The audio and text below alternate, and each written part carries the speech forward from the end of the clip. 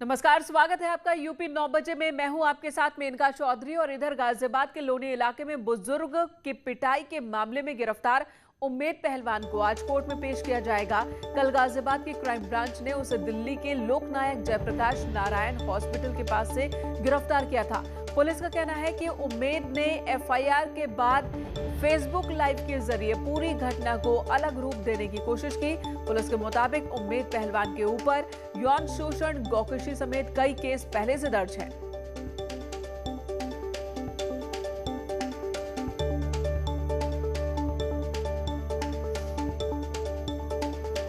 उम्मेद पहलवान, जिसकी आज कोर्ट में पेशी होनी है, आरोप है फेसबुक लाइव के जरिए सांप्रदायिक भावनाओं को भड़काने की कोशिश की। इसने लोगों की भावनाओं को भड़काने की कोशिश की।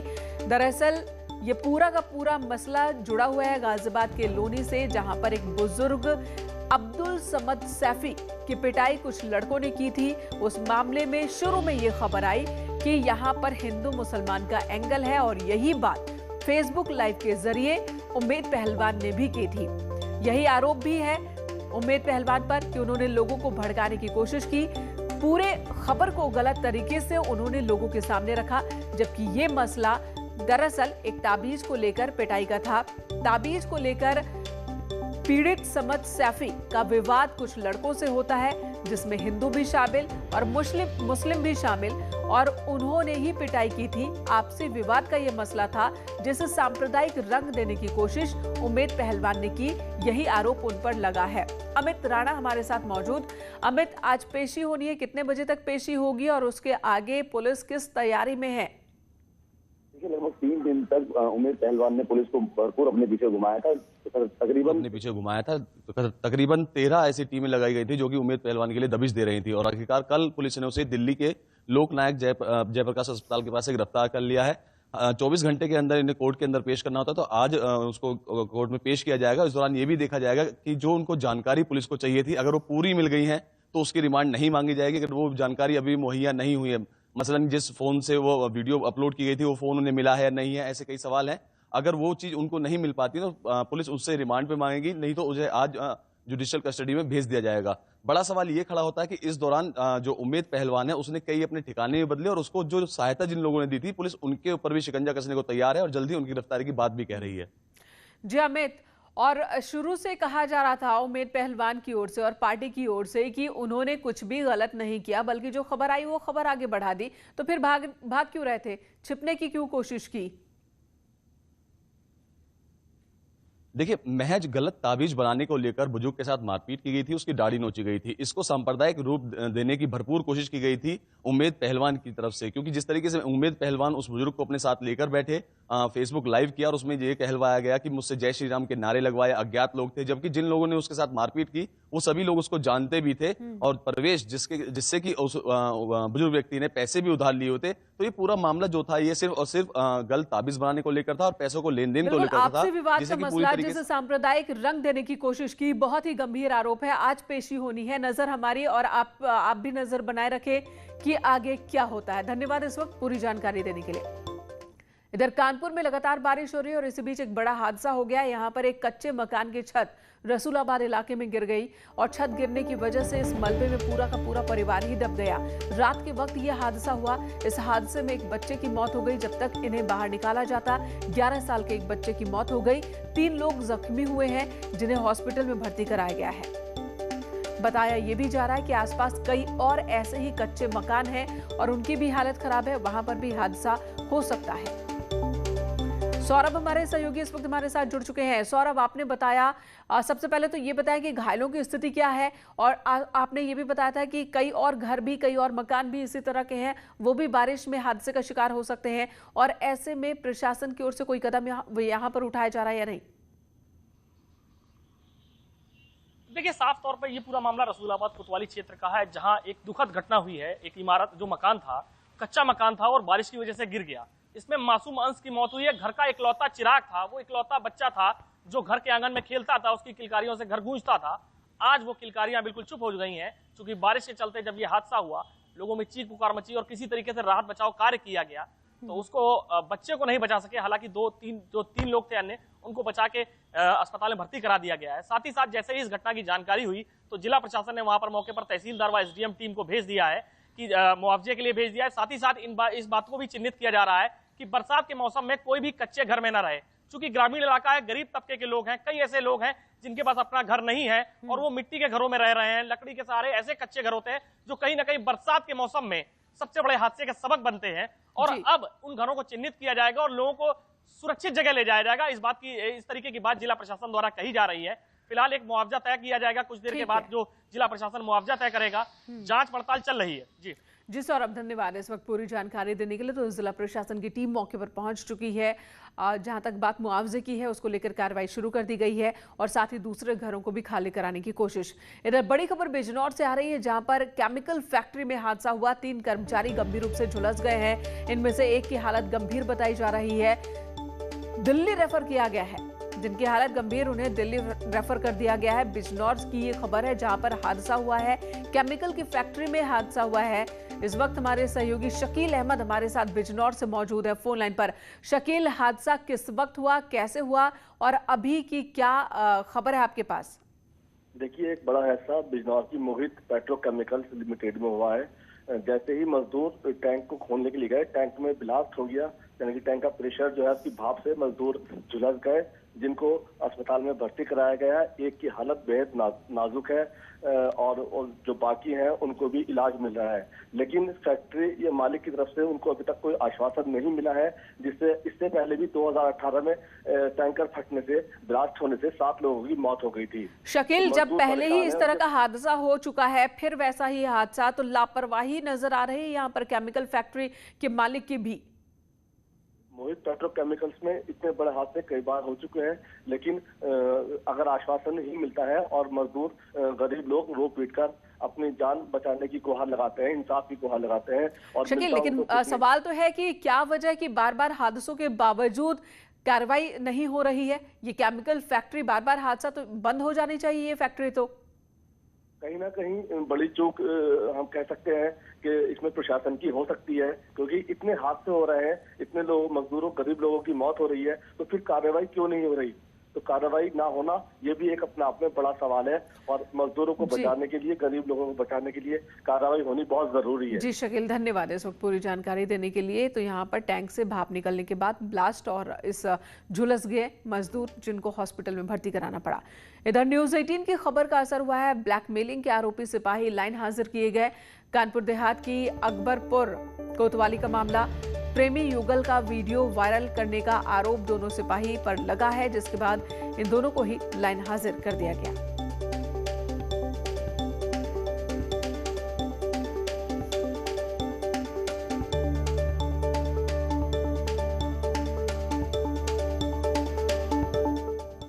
उधर कानपुर में छेड़खानी का विरोध करने पर 2 पक्ष आमने सामने आ गए। आरोप है कि पीड़ित युवती के घर पर 50 से ज्यादा लोगों ने हमला किया, घर में घुसकर मारपीट की है, तोड़फोड़ की है, साथ ही जान से मारने की धमकी भी दी। मामला कर्नलगंज थाना इलाके का है। बजरंग दल के कार्यकर्ताओं ने भी मोर्चा संभाल लिया और प्रदर्शन किया है। जानकारी के मुताबिक ब्यूटी पार्लर में काम करने वाली एक लड़की के साथ आरोपी रोज ही छेड़खानी करते थे। जब लड़की के भाई ने विरोध किया तो आरोपियों ने घर पर हमला बोल दिया। सूचना पर पुलिस की टीम मौके पर पहुंची, कार्रवाई का भरोसा दे रही है, लेकिन लोगों का कहना है कि बार बार मनचले परेशान करते थे लड़की को। पीड़ित युवती और उसके परिजनों ने रहमान, साहिल, राजा और आफ्ताब, इन 4 लड़कों पर छेड़खानी और मारपीट का आरोप लगाया है।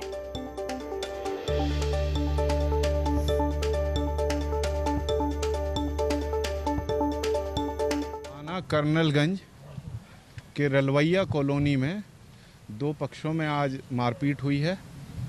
अभी घटनास्थल का मौका मुआयना किया गया है। चुटिल लोगों से बात होने के बाद तहरीर के आधार पे वैधानिक कार्रवाई की जाएगी। अभी उसकी पूछताछ की जा रही है। जो लोग चोटिल हैं उनसे अभी बात नहीं हो पाई है। घायल कितने लोग हैं? वो भी लोग अभी क्योंकि यहाँ पे नहीं हैं, सब अस्पताल गए हैं। सो अभी जैसे ही पूरी जानकारी मिलती है वो शेयर करी जाएगी। इधर सुल्तानपुर में चुनावी रंजिश में 2 पक्ष आमने सामने आ गए, मारपीट हुई है। जानकारी के मुताबिक पूर्व प्रधान और मौजूदा प्रधान के पक्षों में भिड़ंत हो गई। करीब 6 लोग जख्मी हुए हैं। सभी घायलों को हॉस्पिटल में भर्ती कराया गया। पुलिस मामले की जांच कर रही है।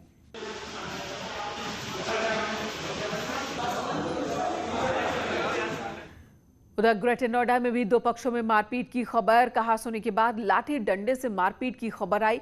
सेक्टर 134 इलाके का मामला है, जहां पर लोगों से बदसलूकी का आरोप लगा है एक पक्ष पर। शिकायत पर पुलिस ने केस दर्ज कर लिया। आरोपियों की गिरफ्तारी के लिए टीम का गठन किया गया है।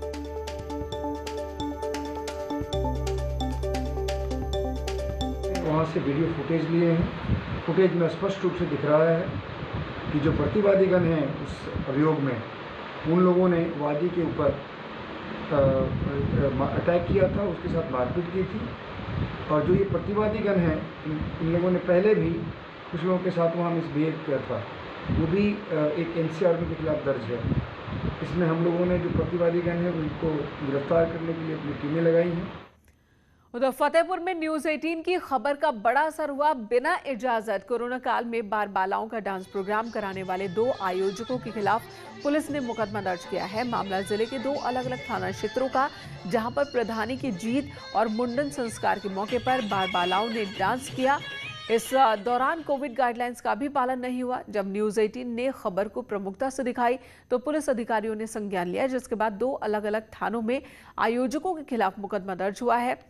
दोनों मामलों में कोविड गाइडलाइंस का उल्लंघन करने पर आयोजकों के खिलाफ केस दर्ज कर आवश्यक कार्रवाई की जा रही है।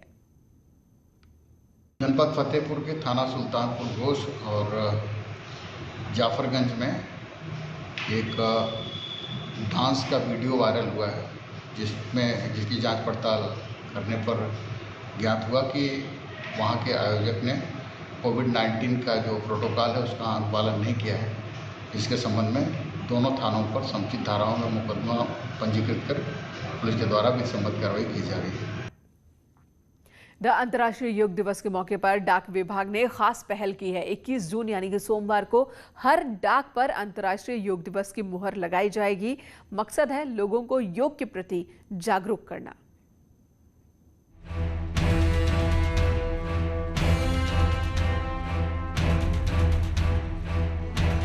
डाक विभाग द्वारा इस बार अंतर्राष्ट्रीय योग दिवस को खास तरीके से मनाने की प्लानिंग की जा रही है। ऐसा पहली बार होगा जब डाक विभाग हर लिफाफे पर अंतर्राष्ट्रीय योग दिवस की मोहर लगाएगा। डाक विभाग का कहना है कि क्योंकि गांव-गांव तक उनकी पहुंच है, लिहाजा गांव-गांव तक लोग जागरूक हों, इसके लिए एक खास पहल की जा रही है। मोहर पर हिंदी और अंग्रेजी में लिखावट होगी और संबंधित डाक विभाग का नाम और शहर का पिन कोड भी मोहर में मौजूद रहेगा। मेरठ सिटी डाकघर के deputy post master Ratan Singh ने बताया कि मोहर बनकर तैयार है और 21 जून को जो भी डाक डिस्पैच होगी या डाकिया जिस भी डाक को लेकर बांटने के लिए निकलेंगे, उन सब में अंतर्राष्ट्रीय योग दिवस की मोहर लगाई जाएगी। Ministry of communication, department of post, जो हमारे मंत्री हैं, जो हमारे कैबिनेट मिनिस्टर साहब हैं, उन्होंने ये पहल की है कि हमारी प्रत्येक डाक पे 21 जून को जो अंतर्राष्ट्रीय योग दिवस है उस पर ये मोहर लगनी चाहिए, ताकि घर घर इसकी मतलब हर जन जन तक इसकी सेवा प्रसार पहुंचे। डाक विभाग के अधिकारियों का कहना है कि हर व्यक्ति को योग के प्रति जागरूक करने के उद्देश्य से ये महाअभियान चलाया जा रहा है। डाकियों को ये भी समझाया गया है कि जब वो डाक लेकर व्यक्ति के घर पहुंचे तो सभी को अंतर्राष्ट्रीय योग दिवस की शुभकामनाएं भी दें। डाक विभाग के कर्मचारी और यहाँ आने वाले लोग इस पहल से बेहद खुश नजर आ रहे हैं। डाक विभाग के कर्मचारियों का कहना है कि योग दिवस पर इस पहल का हिस्सा होने पर उन्हें गर्व महसूस हो रहा है और वो यहाँ पर आने वाले लोगों से इसके लिए आगे बढ़ चढ़कर मदद करने की बात कहेंगे। सभी योग के गुणों की तारीफ करते नहीं थक रहे हैं।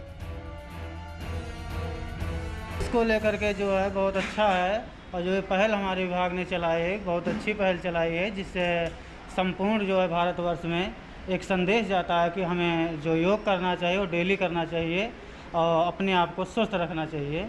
ये एक बहुत अच्छा प्रयास है। इससे योग की ख्याति जन जन तक पहुंचेगी और इससे सभी को इसका लाभ मिलेगा, क्योंकि अब तो विदेशों में भी योग को अपनाया जा रहा है। योग की महत्ता को विदेशी भी मानने लगे हैं। वाकई में डाक विभाग की ये पहल अनोखी है। डाक विभाग की इस पहल को लेकर वो गीत बरबसी याद आता है। डाकिया डाक लाया, डाकिया डाक लाया, खुशी का पैगाम लाया। अब इस गीत में कुछ शब्द ये भी जोड़ देने चाहिए, अंतर्राष्ट्रीय योग दिवस का भी पैगाम लाया। वाकई में 21 जून को डाक विभाग की पहल का ये नजारा देखने योग्य होगा। आप सभी को अंतर्राष्ट्रीय योग दिवस की अभी से हार्दिक शुभकामनाएं। डाक विभाग के अधिकारी बेहद खुश हैं और ये वो मुहर है, यही मुहर 21 जून को हर पत्र पर लगाई जाएगी, हर डाक पर लगाई जाएगी और देश के कोने कोने में अंतर्राष्ट्रीय योग दिवस का संदेश जाएगा। गांव-गांव संदेश जाएगा, शहर शहर संदेश जाएगा और देश भर के 1,55,000 से ज़्यादा डाकघर ऐसी ही मुहर का इस्तेमाल करेंगे और सभी को अंतर्राष्ट्रीय योग दिवस की शुभकामनाएं देंगे, साथ ही योग करने के लिए प्रेरित करेंगे। वाकई में ये पहल अनूठी है, सराहनीय है और इसके लिए यकीनन प्रधानमंत्री नरेंद्र मोदी बधाई के पात्र हैं। कैमरा पर्सन अभिषेक शर्मा के साथ उमेश श्रीवास्तव, न्यूज़ 18 मेरठ। और न्यूज़ 18 के एंकर हंट में भी एंकर